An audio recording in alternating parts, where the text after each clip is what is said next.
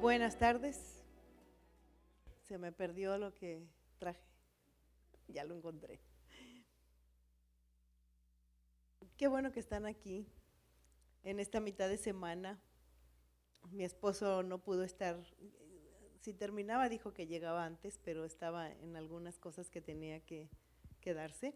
Entonces, me pidió que yo compartiera la palabra. Y para mí es un honor, es un gusto.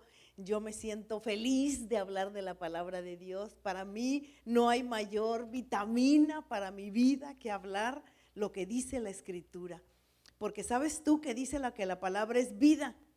O sea, no es muerte. Lo contrario de muerte es vida. Muerte es cuando te estás muriendo espiritualmente o anémicamente o emocionalmente o físicamente, pero la palabra de Dios es para que tengamos vida y vida en abundancia, y eso se nota.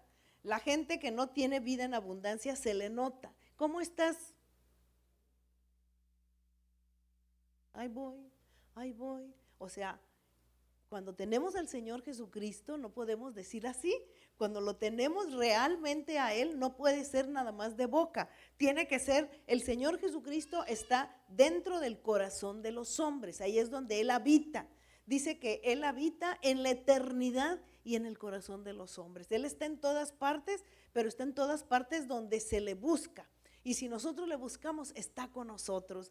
Créelo, vívelo, nunca lo dudes, nunca, porque el que duda, ¿qué dice la Escritura? Que es semejante a las olas del mar, que ahí van, que ahí vienen, y que sí, que no, y que no sé si ahora sí es cierto y mañana a lo mejor ni es cierto, y a lo mejor la Biblia ni es verdad. Pero te voy a decir una cosa, después de 30 años de estarla estudiando, leyendo, aprendiendo, viviendo, que no es nada fácil, porque vivimos en un mundo caído, en un mundo lleno de pecado, de mentira, de maldad, de cosas que no son agradables a Dios. Ahí vivimos, aquí nos trajo a vivir. El Señor no hizo un mundo así. El enemigo de Dios es el que hizo el mundo así.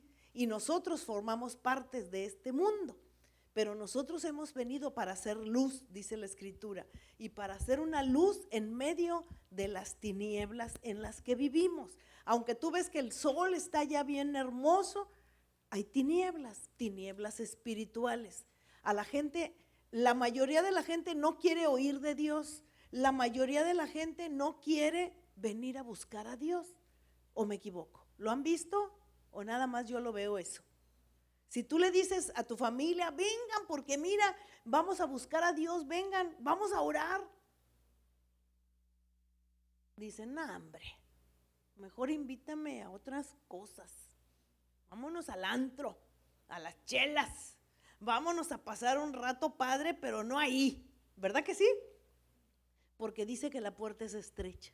Así, la puerta es chiquitita, que yo digo que vamos a entrar así, miren, así de esas puertitas. ¿Sí han visto? Hay lugares así como en Guanajuato. ¿Sí conoce a alguien en Guanajuato? Ahí, no, nadie conoce mucho, poquitos. Ahí vayan, por favor, porque es un lugar bien bonito. Y luego las callecitas están así, los callejones, las puertitas, así todo. Y yo pienso que así va a ser, o así está la puerta para entrar con el Señor, porque somos unos cuantos, miren, somos pocos para las bendiciones tan grandes que recibimos de conocer al Señor. Y bueno, esta tarde vamos a hablar un ratito acerca de lo que nada nos pertenece. Así le he puesto yo el título a esto que vamos a platicar. Nada nos pertenece, nada, ni los zapatos que traes puestos, mira, ni los dientes, para acabar pronto, ni siquiera los dientes son míos, porque ni me los voy a llevar. Nada nos pertenece, nada es nuestro. Y vamos a ver en el libro de segundo libro de Samuel, vamos a estar viendo segundo libro de Samuel, capítulo 24. Este es un capítulo bien interesante, donde podemos ver varias cosas que en algún momento ya la habíamos hablado, en algún momento yo di alguna plática sobre de este capítulo, pero ahora vamos a ver otras cosas. A veces hablamos de la misma parte de la Biblia, de algún mismo versículo, alguna misma parte, pero luego la vemos de forma diferente. Y entonces vamos a ver que en el libro segundo de Samuel 24:1 dice: y volvió a encenderse la ira del Señor contra Israel. ¿Contra quién? Contra Israel. E incitó a David contra ellos a que dijese: ve, haz un censo de Israel y de Judá. David era el rey de Israel y de Judá. Y dice aquí nos dice, fíjense, 24:1, volvió a encenderse la ira del Señor contra Israel. Israel era un pueblo que conocía quién era Dios, como ahora lo conoce, pero ha sido un pueblo que no quiere aceptar a su Hijo Jesucristo. Y en aquellos años decían que lo amaban y luego decían que siempre no. Hacían unas cosas buenas, luego hacían unas cosas que siempre no. Y entonces el rey era David y el dirigente, el gobernante era él, el que tenía que poner el ejemplo del amor a Dios. Pero si tú te vas al libro de Primera de Crónicas, capítulo 21, versículo 1, fíjate cómo dice aquí. Dice, fíjense en este primer versículo, dice: pero Satanás se levantó contra Israel e incitó a David a que hiciese censo de Israel. ¿Saben qué es un censo? Todos sabemos que es un censo, ¿verdad? Un censo es cuando se cuentan los habitantes de un lugar o con qué personas cuentan para cierto motivo que se va a hacer. Y en este caso, David quería contar su ejército, con cuánta gente contaba en su ejército.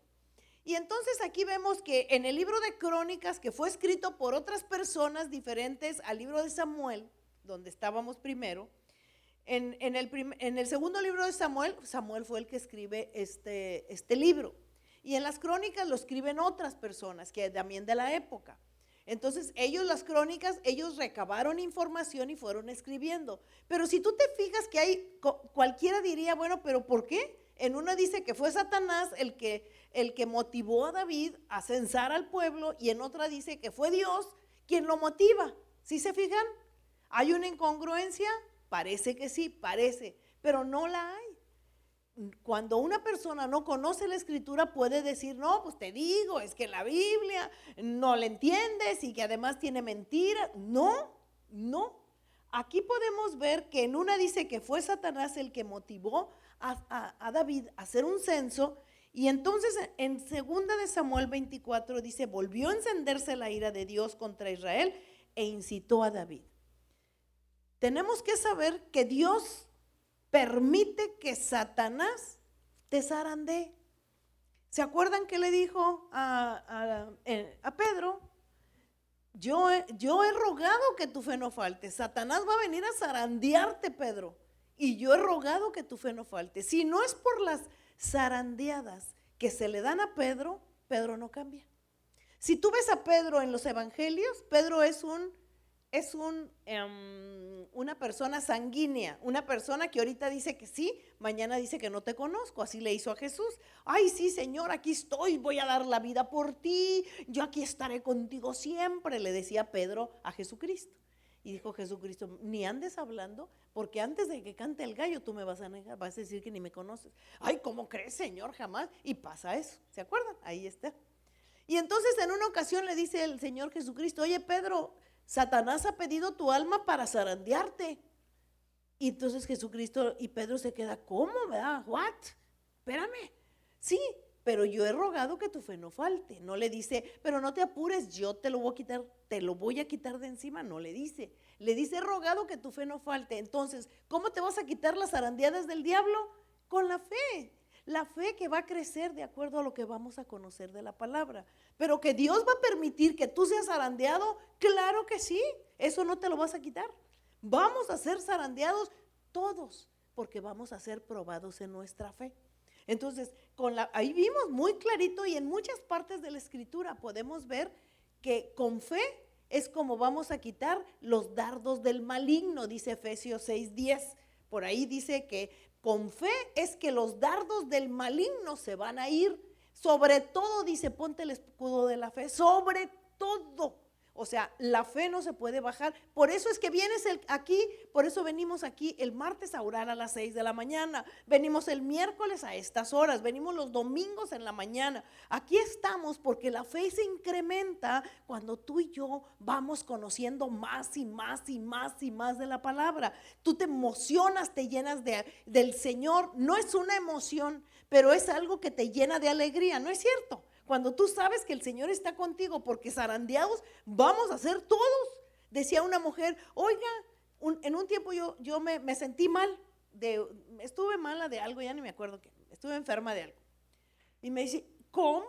Si usted dice que Dios sana y mira, usted está enferma. Le dije, no, pues estuve enferma, ya estoy sana, porque Él me sanó.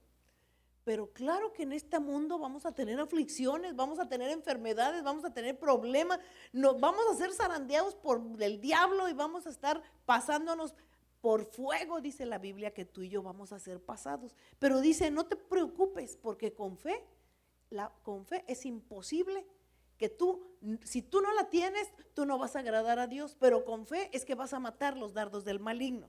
Y entonces aquí vemos que Dios permite que Satanás venga a zarandear a David. ¿Cómo? Si tú ves aquí en el capítulo 24, donde estamos ahorita, y si te vas un poquito para atrás, ves unas palabras preciosas que David está hablando, porque David era un hombre de fe. Y entonces tú ves aquí en el 23, dice, estas son las palabras postreras de David, hijo de Isaí, dijo aquel varón que fue levantado en alto, y empieza él a hablar cosas hermosas. Y entonces dice él aquí, el Dios de Israel en el 3 ha dicho, me habló la roca de Israel, habrá un justo que gobierne entre los hombres, que gobierne en el temor de Dios, será como la luz de la mañana, como el resplandor, está hablando de Jesucristo. Y más adelante David está hablando cosas preciosas del Señor, y aquí nos presenta los que fueron los valientes de David en el capítulo 23 más adelante. David tuvo hombres que estuvieron a su lado, que fueron tremendos hombres valientes. Dice que uno de ellos por las batallas que tenían ellos y se mataban entre ellos, eran cosas tremendas porque eran los enemigos del pueblo de Israel. Dice que de tanto estar con una espada, uno de ellos, que eran los de los 3 valientes de David, dice que se le pega la espada. Si tú te vas aquí en el 23:9, dice 23:10, dice, este se levantó e hirió a los filisteos. Los filisteos fueron los enemigos del pueblo de Israel, hasta que su mano se cansó y quedó pegada su mano a la espada. Imagínate cómo este hombre luchó con tanta gente que la espada se le pegó en la mano.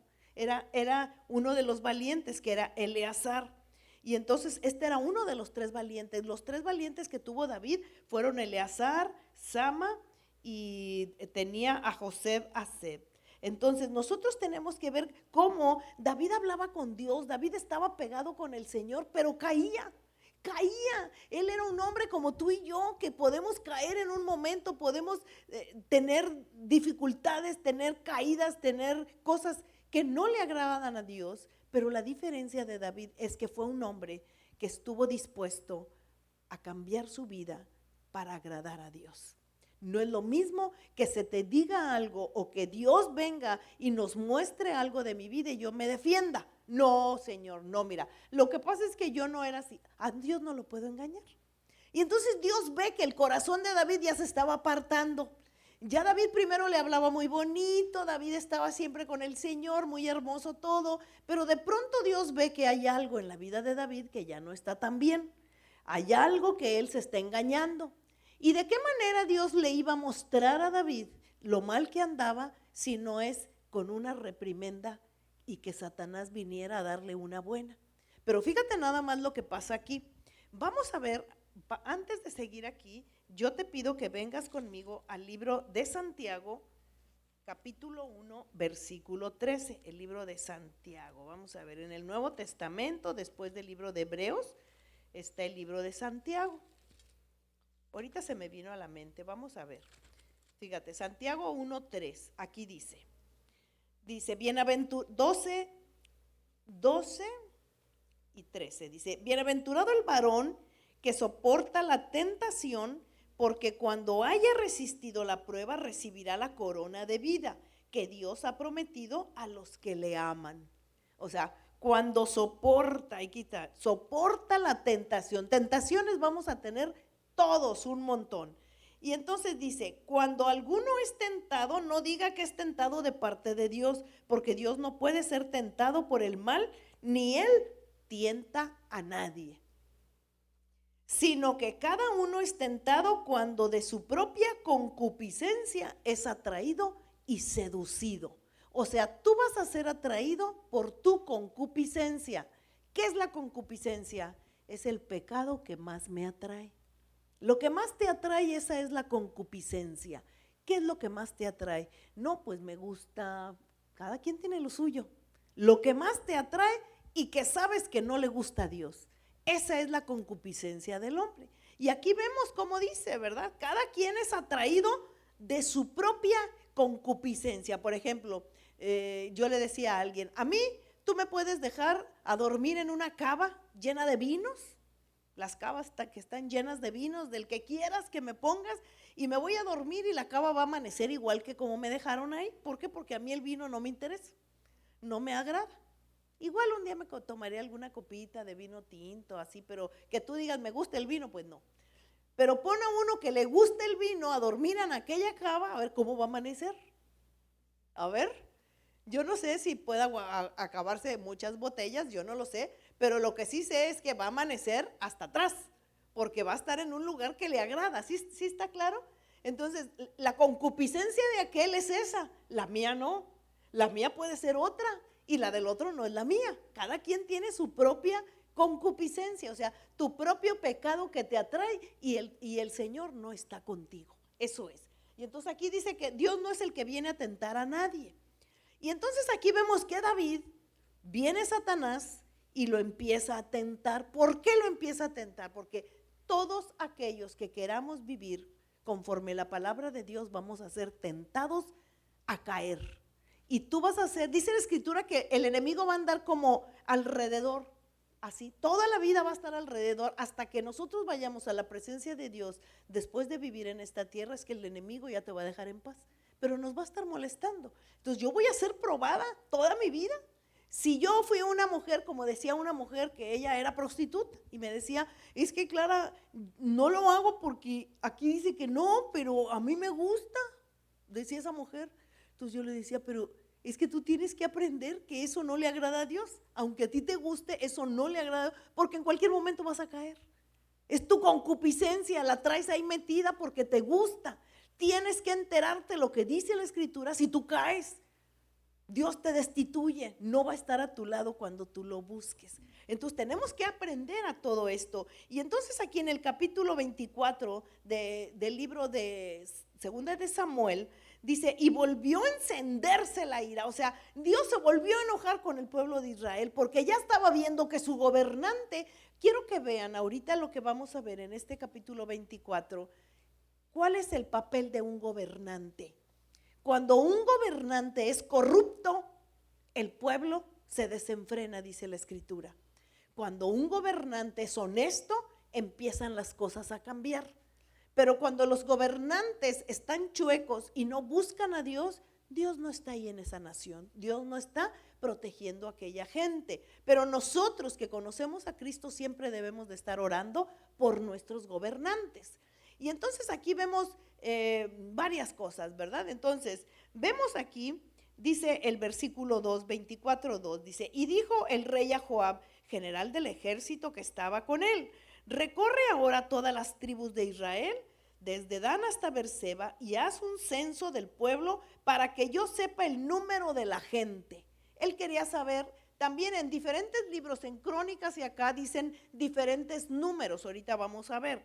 Joab respondió al rey, añada el Señor tu Dios al pueblo 100 veces tanto como son, y que no lo vea mi señor el rey. Mas ¿por qué se complace en esto mi señor el rey? Joab era uno de los que estaban más pegados con el rey. Era uno de los hombres más fieles al rey, que él tenía más confianza, y le dijo, tú vas a ir a contar a todo mi pueblo, a todo mi ejército con el que yo cuente para ir a pelear contra los enemigos. Y entonces aquí vemos que Joab le dice, oiga, pero ¿por qué lo está haciendo? No tenía nada de malo hacer un censo, porque ya se habían hecho censos desde el libro del Éxodo y Dios había permitido, pero tenía que hacerse de cierta manera. Los censos tenían que hacerse de una manera que ahorita vamos a ver en el libro de Éxodo, ahí lo dice, de qué manera podían hacerse los censos de acuerdo a lo que Dios había dicho. Pero aquí había algo que Dios había visto en la vida de David, por eso permite que Satanás lo tiente para que él vaya y cheque cuánta gente tenía en su palacio. Y entonces aquí dice, pero la palabra del rey en el versículo 4 prevaleció sobre Joab, o sea, le dijo, tú te callas y vas y cuentas, en pocas palabras, ¿verdad? Joab, no, pero espéreme, rey, ¿cómo? Usted se calla la boca y va y cuenta. Así en pocas palabras fue lo que le dijo a Joab. Y dice el versículo 5 que pasando el Jordán acamparon y se fueron y buscaron y anduvieron contando a la gente. Y entonces en el versículo 9 dice, y Joab dio el censo del pueblo al rey y fueron los de Israel 800,000 hombres fuertes que sacaban espada y los de Judá 500,000 hombres que juntos dan 1,300,000 hombres. Y entonces el rey ya se puso muy contento, ¿verdad? Hay una cifra más grande en otra parte, en Crónicas, que dan otros números, pero es porque están contando los levitas y otros que no iban a la guerra. Eran hombres que no iban a la guerra, los levitas, los que estaban en el templo, y por eso hay unas cifras diferentes en otros libros de la Biblia. Porque hay gente que dice, bueno, ¿por qué acá dice más? Es por eso, porque en un libro la gente contó los que no fueron, pero se contaban también, y acá Joab contó nada más los hombres de guerra. ¿Está claro? Muy bien. Y entonces vemos aquí que le dice cuántos eran. Todos estos eran hombres de edad temprana, pero de gran experiencia. Son los que contó Joab. Y entonces fíjense el versículo 10. Después de que David hubo censado, aquí le habla el Espíritu Santo, le habla a David. ¿Qué hiciste? Yo me quiero imaginar por lo que aquí está escrito. Cuando tú has hecho algo que no debiste y que el Señor te habla y te jala así como la orejita y dices, wow, no debí de haber hecho esto. ¿A alguien le ha pasado eso? Que tú dijiste algo, que hiciste algo que nunca lo debiste de haber hecho o que nunca lo debiste de haber, un hijo que le dijiste palabras que no debiste, una persona, un esposo. Nos pasa a las que estamos casados, los que estamos casados, que a veces decimos cosas y lastimamos. No sé ustedes, yo sí.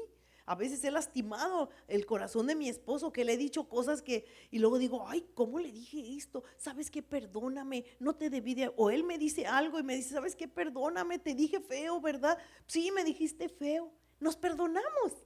Pero aquí David, Dios le habla en el corazón de él, el Espíritu Santo empieza en el versículo 10, dice, después de que David hubo censado al pueblo, le pesó en su corazón y dijo David al Señor, yo he pecado gravemente por haber hecho esto, mas ahora, oh Señor, te ruego que quites el pecado de tu siervo, porque yo he hecho muy neciamente. ¿Se fijan? Aquí se da cuenta lo que hizo. Y tú dirías, ay, pero ¿qué hizo? ¿Qué hizo de malo? El orgullo que tenía tan grande, él empezó a saber, a pensar que esa gente de ejército que tenía era por sus fuerzas, no por las fuerzas de Dios. Él empezó a creer que él era el mero mero, el de las habilidades, el que tenía aquel ejército tan grande y poderoso de toda la tierra, ¿eh? Era el ejército más, el poderoso de toda la tierra, porque Dios lo había hecho, no porque David lo había hecho. Pero Dios le quería mostrar a David que no era por él, era porque Dios se lo había dado. ¿Cuántas veces tú tienes un carro nuevo, tu casa bonita, y tú dices, mira, aquí llegó Juan Camaney, pues mira nomás todo lo que he tenido? Dice la Escritura que después de la altivez viene la caída.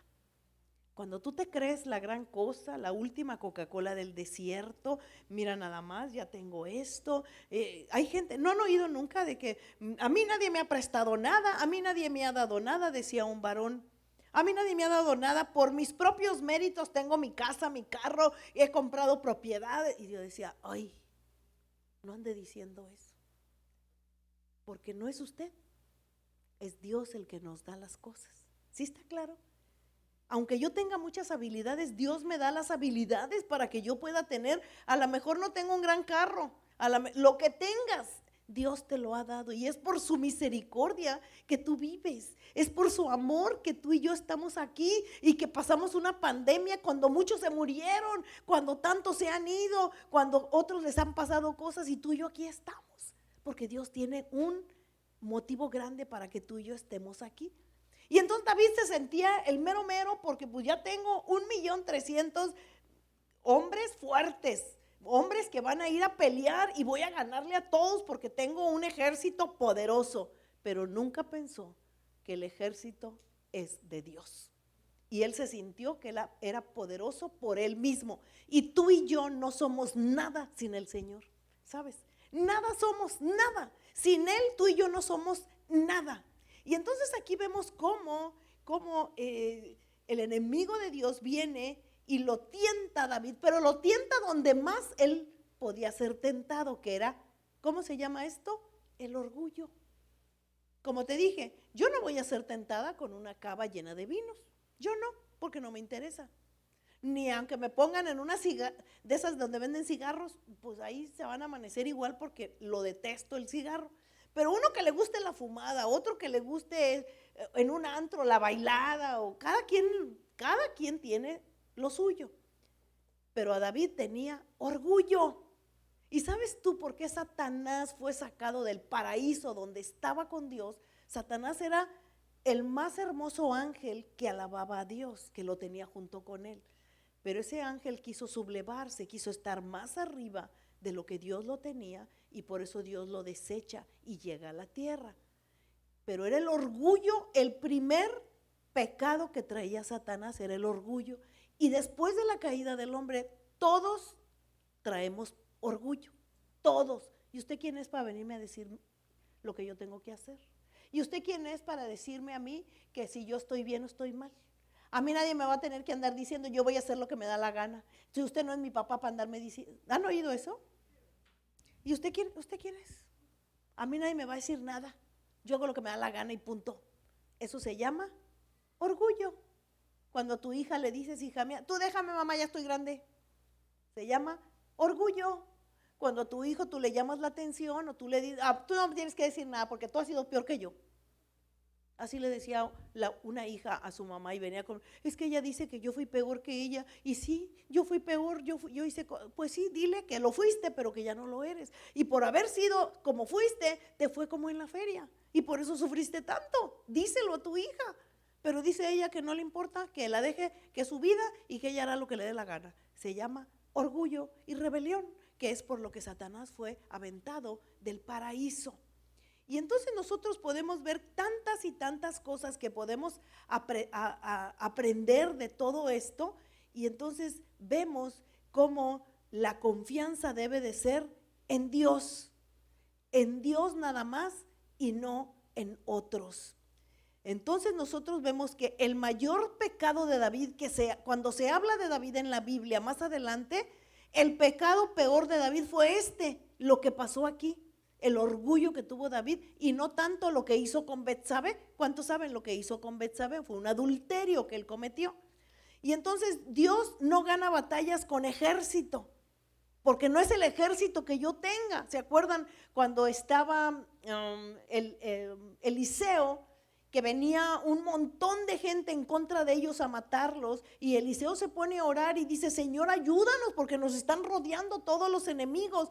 Y el criado que tenía Eliseo le dice, Eliseo, nos van a matar, son demasiados, estoy viendo demasiados que vienen a matarnos. Ellos estaban en un lugar, y le dice Eliseo, voy a orar para que Dios abra tus ojos espirituales y que veas que son más los que están con nosotros que los que están con ellos.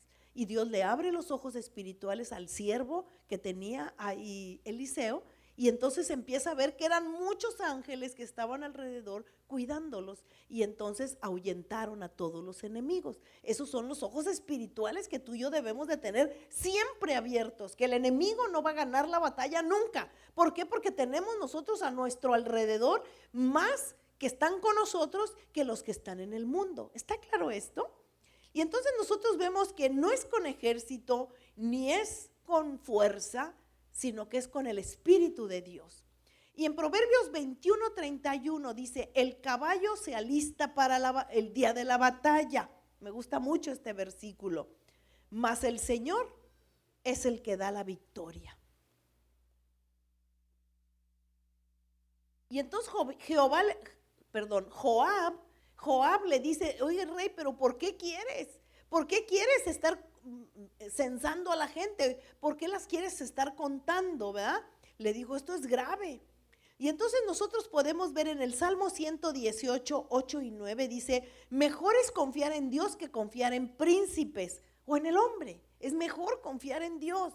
Cuando yo deje de contar el dinero que tengo, es cuando yo ya voy a confiar en Dios. Yo les decía que cuando llegamos aquí, el dinero que traíamos, habíamos vendido ciertas cosas, un departamento y unas cosas, y entonces llegamos aquí, el dinero se nos estaba acabando porque no teníamos trabajo aquí al principio. Y no teníamos de qué vivir y el dinero iba para abajo. Entonces yo me acuerdo que yo veía la cuenta bancaria que iba para atrás y ya se me estaba yendo el sueño. Y yo, Carlos, es que se está, Clara, es el Señor el que nos trajo, Él es el que nos va a sostener. Sí, pero estás viendo las cuentas, mira, deja de ver las cuentas, porque no tienes que ver eso. Yo estaba como David estaba viendo su ejército, mira cuántos tengo, bastantes, y yo veía que el ejército mío, que era mi dinero, poco, que cada vez iba haciendo menos y menos, y me decía Carlos, es que el Señor nos está probando, vamos a confiar en Él, y confiamos en Él, y dejé de ver las cuentas, dije, va a haber, no vuelvo a ver, un día decidí, esto pasó hace más de 10 años, decidí no volver a ver las cuentas que había, porque yo era se me enseñó desde pequeña que yo tenía que ahorrar siempre tenía que haber dinero ahorrado en el banco. Mi mamá siempre nos decía y mi papá, debes de tener siempre una cuenta con algo de dinero ahorrado. Y así aprendí y así crecí. Y entonces cuando llegamos aquí, ese dinero se fue haciendo cada vez más chiquito. Y entonces un día estaba yo que no podía dormir porque ya no había cuentas, ya estaba aquello muy solo. Y entonces recuerdo que estaba en la noche orando y dije, no me vuelvo a preocupar, te entrego, Señor, estas cuentas y sé que tú eres el que nos vas a sostener. Y oramos él y yo.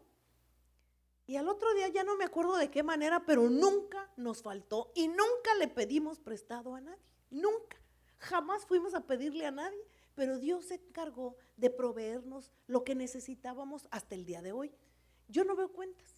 Si me gusta ahorrar, le ahorro en una cuenta, le voy ahorrando, pero ni la veo. Y si me preguntan, ni idea tengo porque no la veo. Y llega el estado de cuenta a la casa o por el internet, ni le checo. Digo, pues ahí está, qué bueno que está ahí. Pero dejas tú de confiar en las cosas y empiezas a confiar en Dios, que es el que nos mantiene. Y entonces Dios le pide a David por medio de Gad que levante un altar. Mira, si tú te vienes conmigo a Primera de Crónicas 21:15, aquí vuelve a hablar de la misma historia, pero aquí vemos que el nombre es diferente.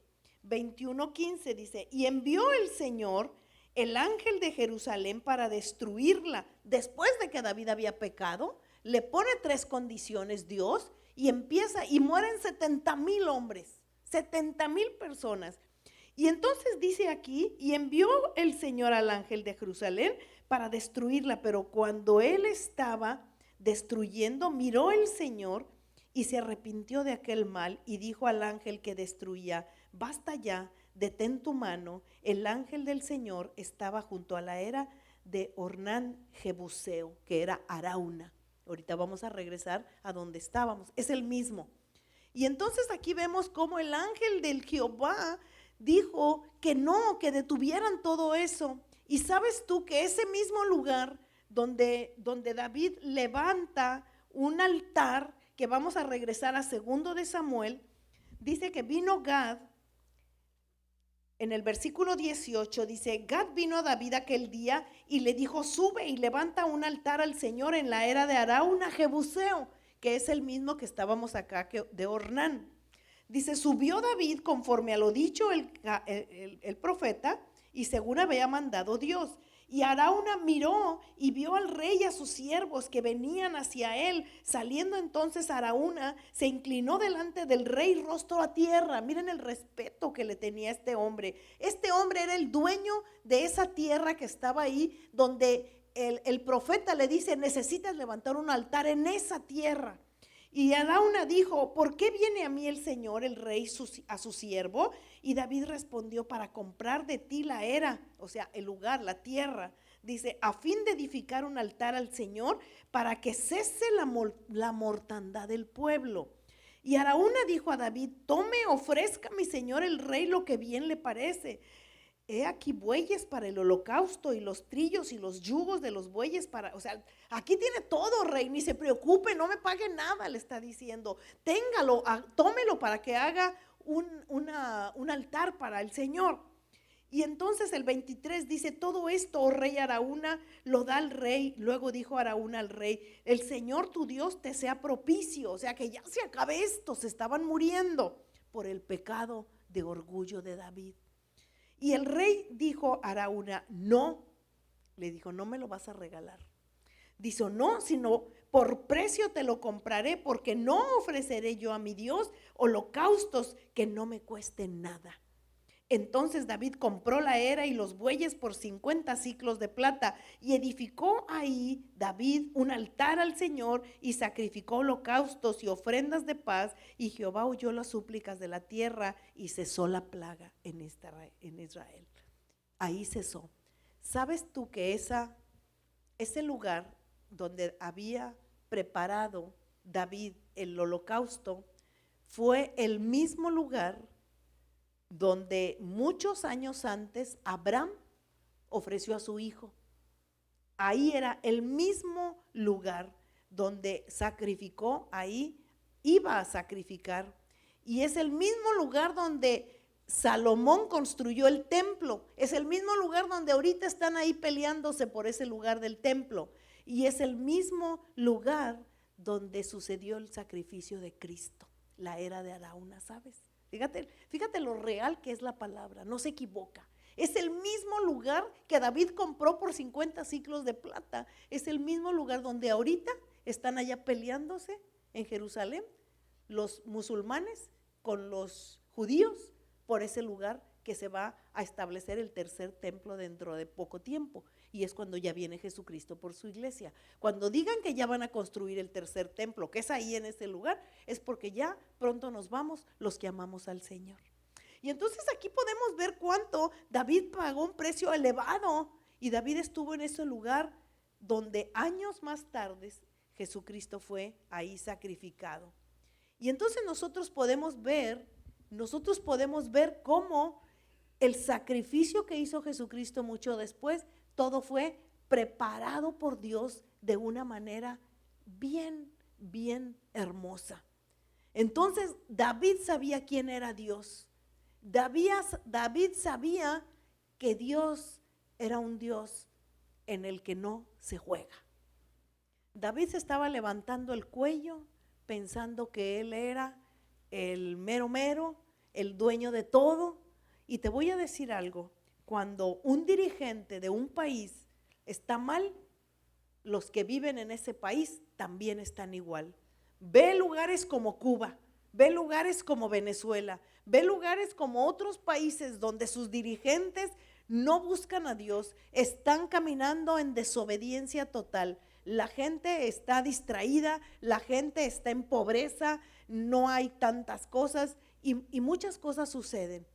Nosotros podemos ver cómo se ha proliferado tanto pecado en el mundo que se van yendo de países en países. Tú no veías eso nunca, que se casaban entre dos del mismo sexo.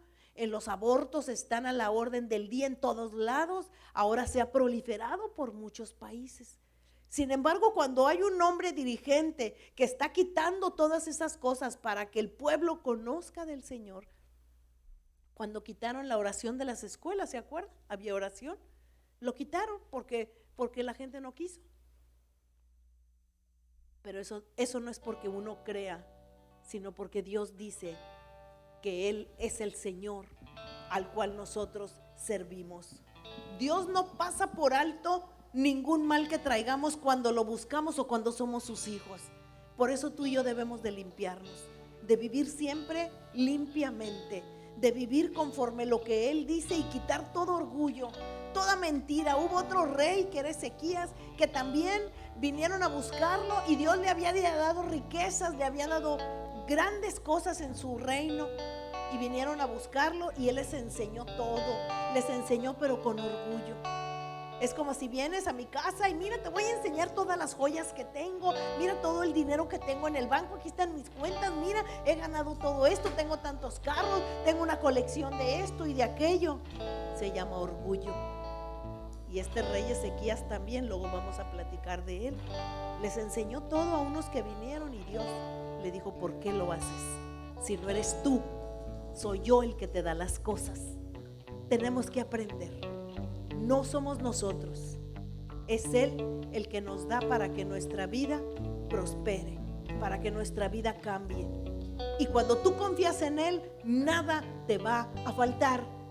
Pero tienes que confiar en Él, porque dice que el que se acerque a Él crea que le hay y que es galardonador de los que le buscan. Si yo me acerco a Él, yo tengo que creer que Él existe. ¿Está claro? Porque cuando tú estás frente a Él, tú le dices: Señor, yo aquí estoy, Padre mío. Estoy aquí para darte las gracias, porque lo poquito que tengo, o no tengo nada, Señor, ni me lo voy a llevar, pero te tengo a ti, que es lo más grande que puedo yo esperar. Así es que yo te pido que te pongas de pie, para que tú y yo caminemos dándole gracias a Dios.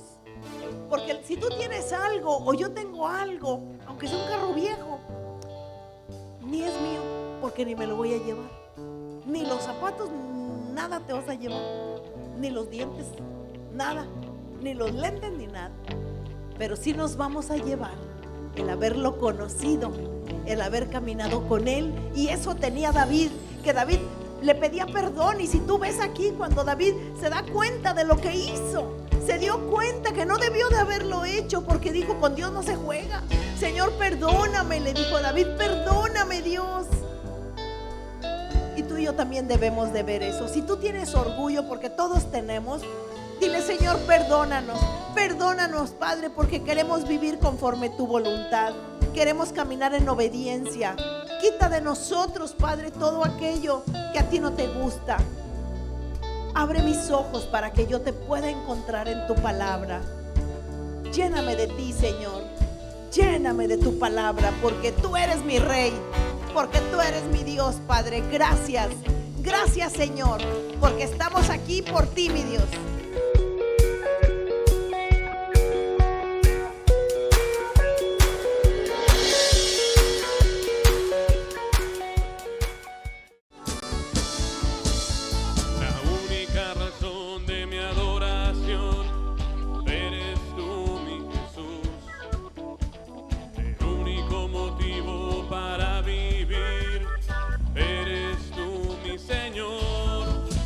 Mi única verdad.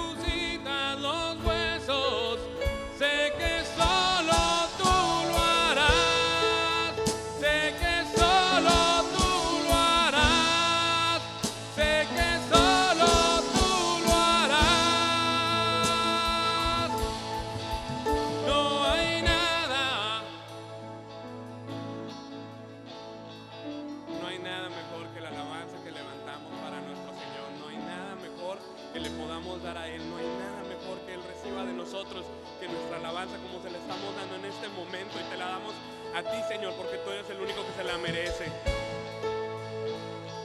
Nada mejor, no hay nada. Nada mejor, no hay nada. Nada mejor que mi Dios.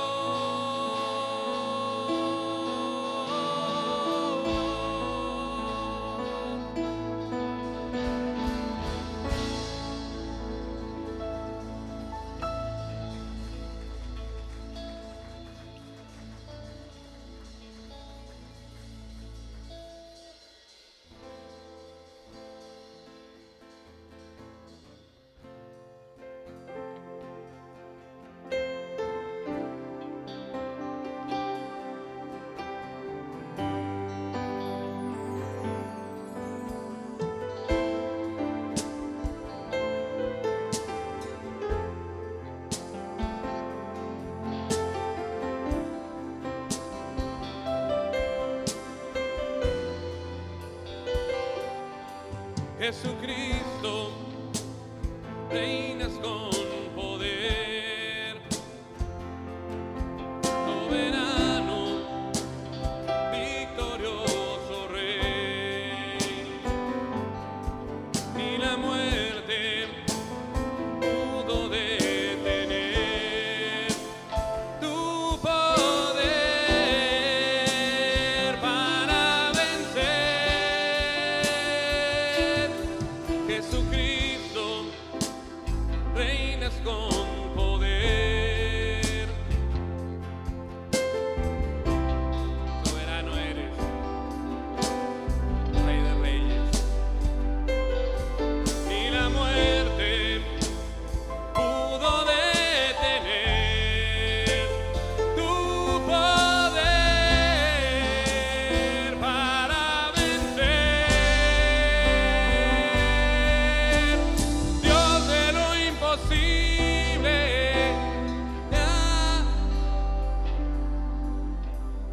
eres invencible, soberano, y tuya es toda la gloria. Tuyo es todo el honor.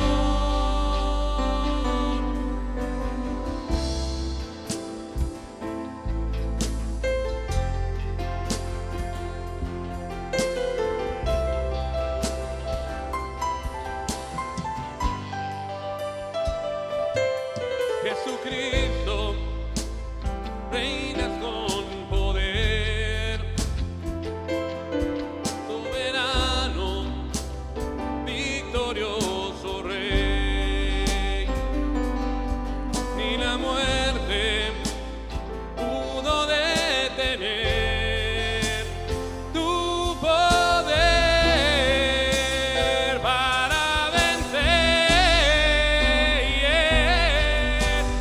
Dios de lo imposible, te adoramos. Eres invencible, soberano, y tuya es toda la gloria. Tuyo es todo el honor. Dios de lo imposible, te adoramos. Eres invencible, soberano. Tuya es toda la gloria. Tuyo es todo el honor. Dios, te adoramos, Señor, porque tú eres el único Dios de lo imposible. Tú eres el que haces posible lo que nosotros en nuestra carne vemos difícil. Tú eres el que transformas corazones, tú eres el que cambias vidas, tú eres el que traes vida de la muerte, Señor, de la muerte en la que nosotros alguna vez estuvimos. A ti la gloria y la honra,